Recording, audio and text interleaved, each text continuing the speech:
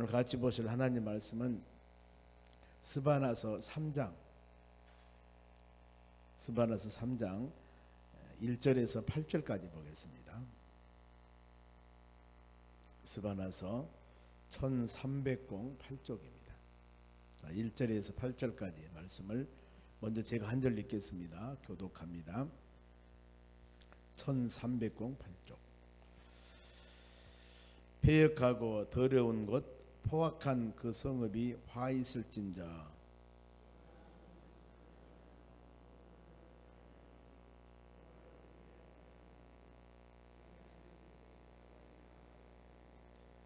그 가운데 방백들은 부르짖는 사자요 그의 재판장들은 이튿날까지 남겨두는 것이 없는 저녁 일이요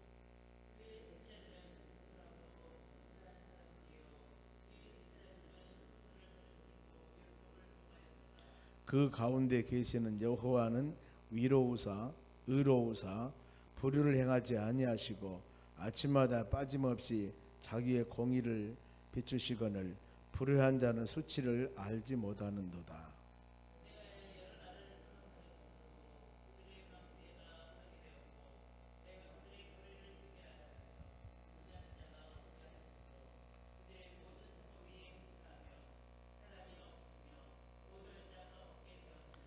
내가 이르기를 너는 오직 나를 경외하고 교훈을 받으라.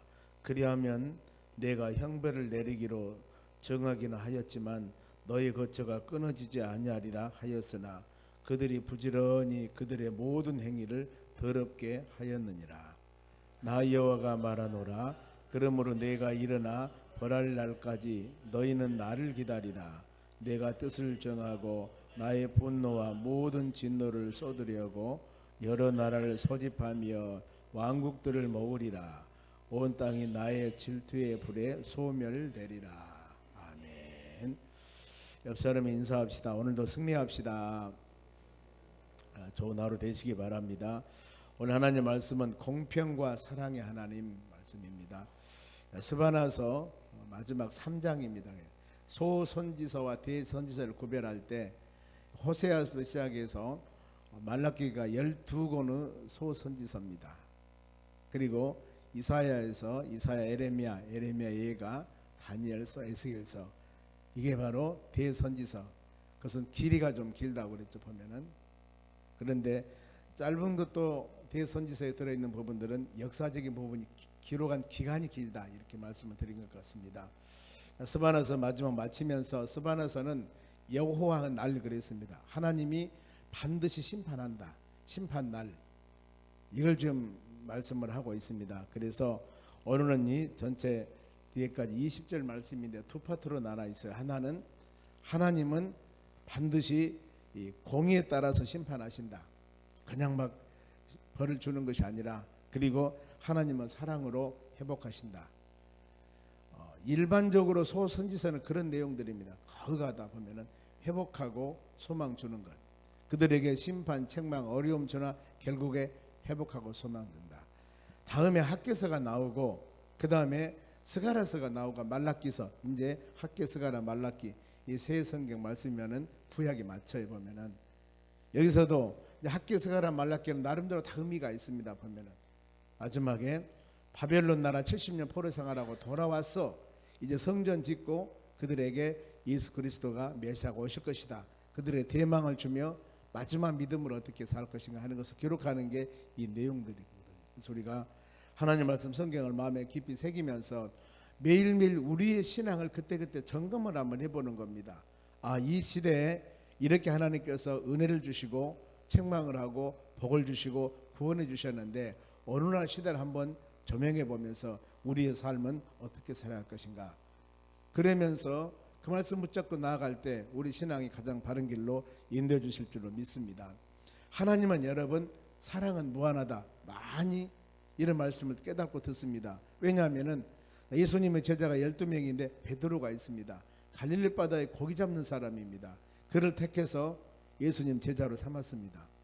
성품이 카랑카랑하기 때문에 수제자 12명 중에서도 항상 열심을 다하는 사람이었습니다. 그런데 그가 예수님 배반했죠. 십자가 죽으시니까. 고향으로 갔습니다. 그럼 버려볼 것도 같은 예수님은 다시 찾아가서 그들을 불러서 제자 사명을 감당하도록 하십니다. 그리고 성령의 은혜를 주셔서 베드로 전후서를 기록하고 순교하기까지 하나님은 그들에게 은혜를 주십니다. 이것이 바로 하나님의 사랑입니다. 또 한 번 사울이라는 사람은 예수 핍박한 사람입니다. 그런데 그 사람을 변화시켜서 복음을 증거하는 사도로 신약전서 12권, 13권을 기록하도록 만드십니다. 이것은 하나님의 놀라운 역사입니다, 여러분. 그러지 않습니까? 우리도 동일합니다. 헌물과 저로 죽었던 자들이고 보면은 매일매일 말씀을 묵상한다 하면서도 우리의 신앙은 하나님 보시기에 합당하지 못한 편들이 너무나 많이 있어요. 그래도 하나님은 우리를 사랑하시고 또 우리는 매일 이렇게 예배를 드리며 하나님의 인도함 따라 살면서 또 전능하신 하나님께 우리 마음을 간절히 토하면서 기도하고 간구하고 도와주시라고 은혜 주시라고 이런 모습들을 볼 때 하나님은 하나님이시다. 사랑의 하나님이시다. 이걸 마음에 새기면서 하나님은 진노 중에라도 긍휼을 잊지 않으시고 우리에게 사랑을 베푸십니다. 그래서 이 여호와의 날 반드시 언젠가는 다가온다. 심판의 날. 그런데 심판할 때 기준이 있습니다. 악인은 심판, 그 다음에 의인은 보상과 축복입니다. 이걸 마음에 새기면서 공의와 사랑 하나님은 과연 패역한 유다 백성들을 어떻게 처리할까? 이 부분들입니다. 보면은 공의에 따라 심판한다고 그랬죠. 그래서 유다 제약은 예루살렘 선응의 제약의 상태. 지금 그들을 하나님의 선택한 백성들이 지금 하나님의 돌보시고 있는데 그들의 상태는 어떤 상태가? 이것이 바로 1절 2절입니다. 1절 봅니다. 패역하고, 패역이란 단어는 하나님을 배반하고 하나님을 등지고 이런 의미입니다. 그들이 패역하고 더러운 곳 포악한 그 성읍이 화가했을진저. 하나님의 무한한 사랑을 받으면서도 패역하고 더러움과 포악함, 마음이 썩었다 그 말입니다. 더 나가서 2절 보세요. 그가 명령을 듣지 아니하며 하나님 말씀을 안 듣습니다. 그리고 교훈을 받지 아니하며 가르침을 받아야 되죠. 여호와를 의뢰하지 아니하며 자기 하나님께 가까이 나가지도 아니하였도다. 이 한 구절만 보더라도 이 시대의 백성들은, 이 시대의 모든 사람들은 삶이 어땠는가 하는 것들을 알 수가 있죠. 보면 그러니 공의로운 하나님께서 이들을 사랑하시기 때문에 어떤 방법을 통해서라도 하나님은 은혜를 줘서 돌아오고 깨닫기를 하나님이 원하시는 겁니다. 그런데 이리와 사람들 그러죠. 존말할 때 이리와. 이건 뭐예요? 안 오면은 매 맞는다 이 말이거든요. 지금 내가 존말할 때, 좋게 말할 때 돌아와 이거거든요.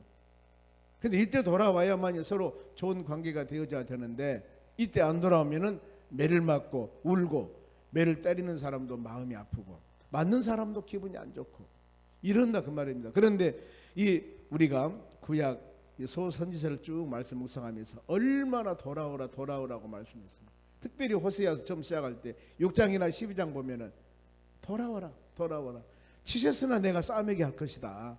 돌아와야 된다. 그래야만 네가 사는 길이라고 계속 말씀을 선포했습니다. 여기도 동일합니다, 여러분. 이런 부분들 사무엘상 15장 22절 순종이 제사보다 낫다. 많이 묵상하지요. 순종하면 되는 겁니다. 아무리 귀한 것을 하나님의 전에 가져와서 물질을 드리고 헌신한 것 같지만은 하나님 말씀에 순종하지 아니하면은 이것은 하나님이 싫어하는 일이다 그 말입니다. 더 나아가서 잠언서 3장 5절에도 마음을 다하여 여호와를 신뢰하고 너희 명철을 의지하지 말라. 그리하면은 범사에 그를 인정하면은 너희 길을 지도할 것이다. 이 말씀 잘 묵상해 보시기 바랍니다. 우리가 하나님을 의지하는데 마음을 다해 의지하는가? 그리고 내 명철을 의지하지 말라고 그랬는데 내가 가지고 있는 지식 아니면 경험 이것이 하나님의 역사와 하나님의 일을 막아버릴 때가 너무나 많습니다. 왜요? 내 가진 생각과 지식은 지금 이건데 하나님은 다른 의도로 우리를 인도하고 깨닫고 실행하기를 원하시고 계시거든요. 그래서는 어때요? 만일에 내가 그 지식과 내 경험이 없다면 하나님의 뜻대로 살아갈 텐데 그 가지고 있는 경험과 지식 때문에 하나님의 뜻이 온전히 실행되지 않는 것입니다. 그렇기 때문에 너희 명철을 의지하지 말라 그 말입니다. 무식하게 살라는 것은 아니라 그 말이에요. 그리할 때 범사의 모든 일입니다. 큰 일이나 작은 일이나 어마어마한 일이나 이거 별것 아니다 이런 일을 할더라도 모든 거 다 하나님을 의지하고 하나님 인정해야 된다. 그래야 할 때 하나님이 너희 길을 지도할 것이다 그랬습니다. 그래야 할 때 이 하루가 아름다운 하루가 될 줄로 믿습니다. 그러면서 1절 2절이 예루살렘 성은 제약 상태, 백성들이 지금 삶의 상태인데 이 지도자들을 봅니다. 지금 백성들 그렇다 합시다. 그런다 하더라도 지도자들, 영적인 지도자들이나 위에 있는 지도자들이 올바르게 지도하면은 좋아지게 돼 있습니다. 그런데 여기 보면은 지도자들이 타락합니다. 3절 4절에 보면은 3절 봅니다. 그가 그 가운데 방백들은 부르짖는 사자 같고, 방백들은 어떻게 보면 관료들입니다. 지도자들입니다. 그런데 이들이 부르짖는 사자, 배가 고파서 사람마다 뜯어 먹습니다. 보면은 이런 지금 시대가 타락됐다 그 말이에요. 그리고 재판장들은 어떻습니까? 폭식한 이리 같다. 재판장들은 이리가 보통 먹어서 배불린 게 아니라 폭식, 배가 터지도록 먹는 겁니다. 즉 공정한 재판을 하지 않습니다. 뇌물만 있으면은, 먹을 것만 있으면은, 내가 유익만 된다면은 바로 공평을 관계없이 재판장들이 잘못된 재판을 막 하는 겁니다. 이런 시대가. 그리고 4절에 선지자들은 경솔하고 간사한 사람이다. 선지자가 누굽니까? 하나님의 계시의 영을 받아서 하나님의 뜻, 하나님의 말씀을 많은 사람에게 증가한 사람입니다. 그러니 이들이 잘못되면 시대가 타락해 버려요. 아무리 그들이 지금 잘 산다고 선한다고 살지만은 너희 벌 받을 것이다, 너희 책망 받을 것이다 하고 하나님이 말씀을 주시면은 그대로 증거를 해야 되는 겁니다. 그래서 에레미야 23장에도 그런 말씀이 많이 나옵니다만은 본 것이 없이 자기 생각대로 말하는 사람, 하나님의 계시를 받지 않고 내 생각대로 말하는 사람, 내가 치리라 그들을 내가 보내지 않았다 그랬습니다. 그 시대 오늘날도 동일합니다. 우리는 하나님의 말씀을 묵상하는 겁니다. 그리고 더 나가서 하나님의 말씀을 증거하는 겁니다. 이것이 진리입니다. 그리고 우리는 그 말씀을 듣고 믿음으로 살아가야 됩니다. 진리는 변치 않습니다. 요즘에 보면은 정의와 공의를 사람들이 많이 따집니다. 정의롭게 공의롭게 하랍니다. 그런데 정의와 공의는 기준이 뭡니까? 사람에 따라 달라요. A라는 사람이 나는 이것이 정의요 올바른 것입니다, 나는 이것이 공평한 것이라고 A라는 사람은 생각을 하는데 B라는 사람은 그것을 보고도 공의와 정의가 다를 수가 있습니다. 요즘에 그거요, 공의롭게 정의롭게 한다 하지만은 달라해 보면은 내가 생각하는 공의와 정의가 아니라 그 말입니다. 우리의 기준은 진리가 되어야 됩니다. 진리가 뭐요? 하나님의 말씀. 요즘에 여러분 많이 들어보죠. 공의롭습니다, 정의롭습니다. 그 사람은 공의롭고 정의로운데 다른 사람은 안 정의로운 거예요. 공의롭지 않습니다. 판단 기준이 달라요. 우리는 믿음의 사람들은 얼마나 다행인지 모릅니다. 왜요? 하나님의 말씀만이 진리입니다. 하나님의 말씀만이 공평합니다. 그렇게 살아갈 때 이것이 바로 은혜가 됨을 여러분이 마음에 깊이 새기시기를 바랍니다. 그리고 제사장들입니다. 하나님의 성전에 선신한 제사장들인데 제사장들은 성소를 더럽힌 자, 율법을 범해버립니다. 이 정도 되면 시대가 완전히 타락된 것입니다. 예레미야 23장 2절에도 악을 행하는 대로 내가 보응할 것이다 그랬습니다. 심는 대로 거두게 되어 있습니다. 그러면 그들의 불의한 실체 얼마나 불의하는가 5절 보세요. 5절 하반절입니다. 자기의 공의를 비추거늘 불의한 자는 수치를 알지 못하는 자도다. 여기 보면은 방배, 선지자, 재판장, 선지자, 제사장 이런 사람 쭉 말씀을 드렸는데 이분들이 그런 일을 해놓고도 얼굴씩 하나 변하지 않습니다. 뻔뻔하는 겁니다. 수치를 몰라요. 내가 뇌물을 받고 잘못 판단했구나, 내가 하나님의 계시를 온전히 증거해야 되는데 그러지 못하고 잘못 증거했구나, 이런 것들을 마음에 새기면서 가책이라도 가야 되는데 뻔뻔하는 거예요. 당연한 걸로 생각을 합니다. 여러분 시대가 이러면은 그야말로 어려운 시대가 되는 겁니다. 공의로운 하나님께서는 우리가 참으심을 알아야 됩니다. 언젠가는 심판을 합니다. 그러면서 이 징계받는 열국들의 상태, 하나님의 유다 백성뿐만 아니라 많은 사람들도 이 온 세계를 주장하시는 공의로운 하나님이시기 때문에 6절 말씀 보면은 내가 여러 나라를 끊어버리라고 그랬습니다. 여러 나라. 더 나가서 내가 성 모퉁이를 망대를 파괴해버리고 거리가 비게하고 한가합니다. 거리가 지나가는 자도 없고 모든 성읍이 황폐되어서 사람이 없고 거주할 자도 없게 할 것이다. 즉 하나님이 이렇게 만들면은 가을에 찬바람 같이 을씨년스럽다 하지 않습니까? 이렇게 되는 것입니다. 저는 가끔 토요일날이나 주일날 생각을 합니다. 토요일날 주일날 우리 교회는 항상 그렇게 제가 목회를 해왔습니다. 토요일날 주일날은 시끌벅적하면서 뭔가 모르게 막 소리가 여기저기서 찬양 연습 찬양 소리 아니면 시끄러운 소리들이 막 여기저기서 막 이렇게 나야만이 아 교회 같구나 이런 생각을 하거든요. 가끔 어디를 가다 보면은 토요일날이나 보면은 교회가 조용히 이렇게 물론 이제 어떤 상황인지 모르겠어요. 이걸 볼 때 마음이 좀 아파요. 토요일날은 성도들이 교회에 오셔가지고 주일 준비도 하고 청소도 하고 같이 교제도 하고 이런 뭐가 좀 보여줘야 되는데 너무나 조용히 사람 한 사람도 보이지 않는 이 모습을 볼 때 마음이 좀 즐겁지는 않습니다. 여러분 그렇지 않습니까? 주일 준비하는 마음으로 와서 이 만민이 기도하는 집 하나님의 교회가 주일날은 같이 우리가 오랜만에 모였으니까 말씀 듣고 은혜 받는 얘기도 하고 교제도 하고 더 나가서 얼마나 서로 위로하면서 기쁜 날입니까? 주일은 기쁜 날입니까? 이런 마음. 요즘에 언론 목사 두 분이 저희 교회에 오시지 않습니까? 그분들과 같이 제가 식사를 요즘 합니다. 그런데 얼마나 기쁜 소리가 목사님 주일날이 기다려져요. 이분들이 그 말씀을 하는 겁니다. 주일날 같이 두세 명이 모여서 식사하는 그 여러분 우리 부엌에서 만나팀들이 그 맛있는 손맛으로 만든 반찬 맛있는 식사 이걸 드시면서 주일날이 기다려진다고. 제가 이 마음 그 대화를 들을 때 마음이 얼마나 기뻤는지 모릅니다. 이 3살 4살 5, 6살 먹은 애들이 얼마나 주일날 기다리는 줄 아십니까? 엄마 언제 주일이에요? 언제 주일이에요? 왜? 오랜만에 가서 친구들을 만나서 즐겁고 사탕도 먹고 너무너무 뛰고 노니까 좋거든요. 교회 언제 가냐고 물어보거든요. 여러분 하나님의 교회는 그래야 됩니다. 그래야 돼요. 그래야 좋지 않습니까? 하나님의 교회가 이 이사야서 45장 21절 하반절에 보면은 나는 공의를 행하며 구원을 베푸는 하나님이라 나 외에는 다른 신이 없다 그랬습니다. 오직 우리는 하나님 의지하고 하나님의 교회 여러분의 가정 내 심령이 하나님의 영이 충만하여 나를 통하여서 다른 사람에게 은혜를 끼칠 수 있는 영향력을 갖는 사람이 되어져야 되고 내가 혹시라도 힘들고 어려웠을 때 다른 성도가 기쁜 모습을 보고 내가 그것을 받아들여서 나도 기쁠 수 있는 이런 믿음의 사람들이 되시기를 바랍니다.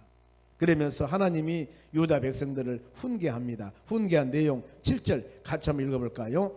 내가 이르기를 너는 오직 나를 경외하고 교훈을 받으라. 그리하면 내가 형벌을 내리기로 정하였지만 너의 거처가 끊어지지 아니하리라 하였으나 그들이 부지런히 그들의 모든 행위를 더럽게 하였느니라. 돌아오라. 그러면 내가 만지고 사랑해 줄 것이다. 이렇게 계속 말씀을 주었는데도 불구하고 그들이 돌아오지 않았다 그 말입니다. 여러분 다음 내일 미뤄서는 안 됩니다. 나에게 하나님 은혜를 주었을 때 그때 바로 실천할 수 있는 믿음의 상황이 되어져야 되는데 미루면은 다른 여건과 환경이 만들어지고 나도 모르는 사이에 현실과 타협을 해버리게 됩니다. 그래 다음에 또 은혜 주시겠지 다음에 해야 되겠다 이렇게 하면서 미루다 보면은 잊어버립니다.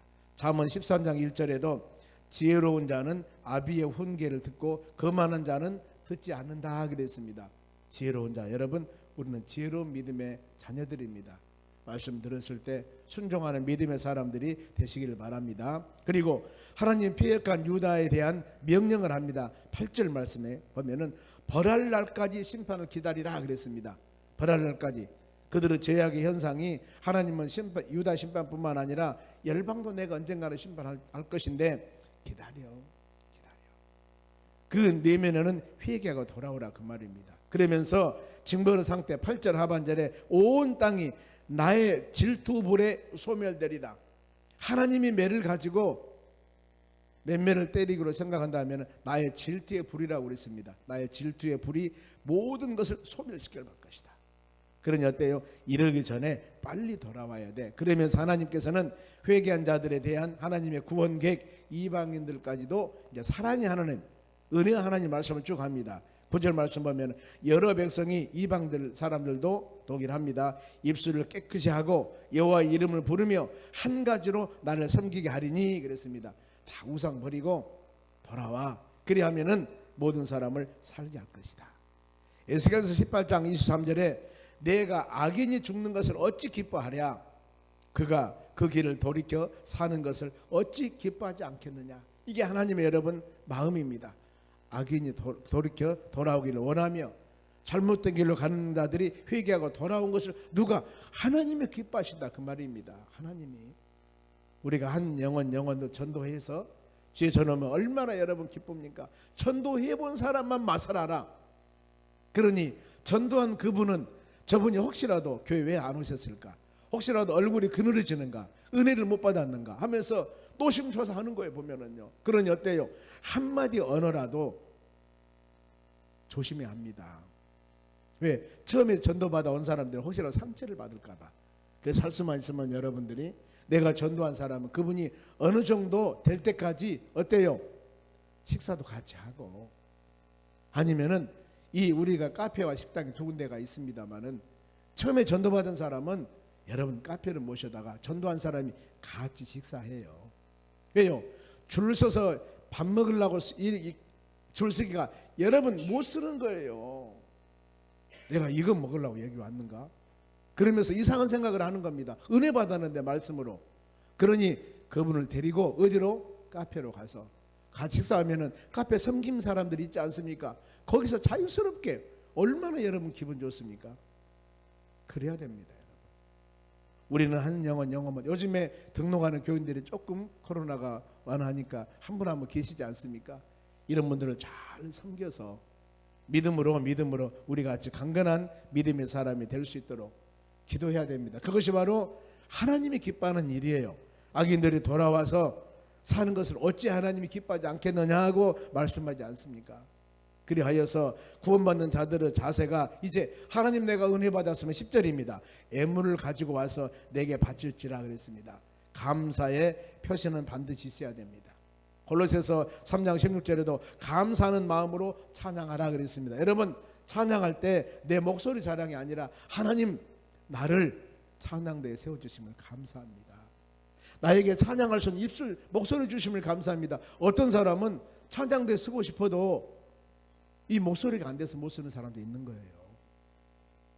얼마나 여러분 이런 감사, 예배 드릴 수 있게 하신 하나님 감사합니다. 어찌하여 내가 예수 믿고 믿음으로 구원받는 자녀가 되게 하셨습니까? 하나님 감사합니다. 이런 마음 가지면서 믿음으로 사역해야 된다는 겁니다. 그러면서 돌아온 자들을 다시 하나님께서는 내가 너희들을 수치를 당하지 않게 하실 것이다 그랬습니다. 11절 말씀에 이는 교만한 자를 내가 제해볼 것이다. 다시는 너희들이 교만하지 않게 내가 할 것이다. 하나님이 긍휼과 은혜를 주면은 여러분 가능하는 것입니다. 교만은 하나님을 온전히 알면은 교만할 수가 없습니다. 그러지 않습니까? 그래서 경외하는, 지난 주일도 제가 말씀을 드렸습니다. 하나님을 경외하는 바로 이 누굽니까? 하나님을 경외하는 사람들 보면은 사울도 그랬잖아요. 사울 하나님을 경외하니까 바로 하나님을 하나님답게 보면은 낮아질 수가 없습니다. 열두 혈례증 여인도 말씀을 했습니다. 그 되어지는 상황들 들으면서 이런 마음. 그리고 여호와의 보호를 받는 자들은 누군가? 12절입니다. 12절 내가 권고하고 가난한 백성을 너희 가운데 남겨두리니 그들이 여호와의 이름을 의탁하여 보호를 받을지니라. 여호와의 이름을 의탁하여 보호를 받을 것이다. 누가 보호받습니까? 하나님을 의지하는 자들입니다. 하나님을 의지해야 된다는 겁니다. 그리고 13절에도 악을 행하지 아니하고 거짓말 행하지 않는 자, 이런 자들을 하나님은 보호해 주신 것입니다. 사단은 거짓말쟁이에요. 요한복음 8장 44절에 거짓압이 처음부터 살인자, 진리가 없고 거짓말쟁이, 이렇게 사단을 기록하고 있습니다. 그러면서 이제 우리는 어때요? 이런 은혜 받았으니 믿음의 자녀들이 구원의 노래를 부른 겁니다. 14절에 시온을 따라 노래할지어다. 진심으로 기뻐 노래하라. 왜 기뻐 노래해야 됩니까? 15절 말씀이에요. 15절. 원수가 너에게 형벌을 제했고 하나님께서 너희 형벌을 제해버렸고 너희 원수를 쫓아냈으며 이스라엘 왕 여호와가 너희 가운데 계시니 너희가 다시는 화를 당할까 두려워하지 아니할 것이다. 하나님이 이렇게 돌봐주시고 은혜 주십니다. 그러니 어때요? 우리의 삶은 입에서 찬양이 나올 수 없습니다. 얼마나 감사합니까?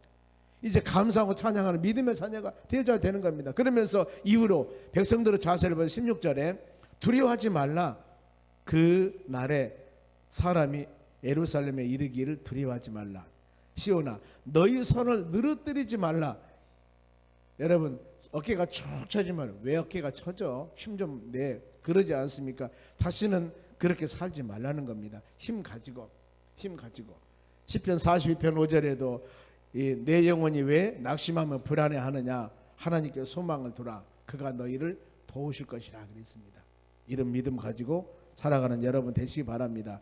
그러면서 마지막으로 19절 20절입니다만은 19절 한 절 읽고 마치겠습니다. 그때 내가 너희를 괴롭게 하는 자를 다 벌하고 저는 자를 구원하며 쫓겨난 자를 모으며 온 세상에서 수욕을 받는 자에게 칭찬과 명성을 얻게 하리라. 이제 회개하고 돌아오며 하나님 은혜가 임할 때 하나님 이렇게 회복입니다. 회복. 결국에 하나님은 은혜입니다. 하나님은 소망입니다. 믿음 안에 사는 자들은 아무리 힘들고 어려워도 우리는 소망 가지고 살아가야 됩니다. 말씀도 그렇게 하지 않습니까? 믿음의 자녀들에게 때에 따라 심판하고 징계를 주고 어려움을 당하지만은 하나님 은혜를 깨닫고 돌아왔을 때 하나님이 이렇게 은혜와 사랑과 복을 내려 주신다는 겁니다. 우리의 삶이 이 말씀 꼭 묵상하며 믿음으로 승리 나가는 여러분들이 되시기를 주의 이름으로 축원합니다. 기도하겠습니다. 하나님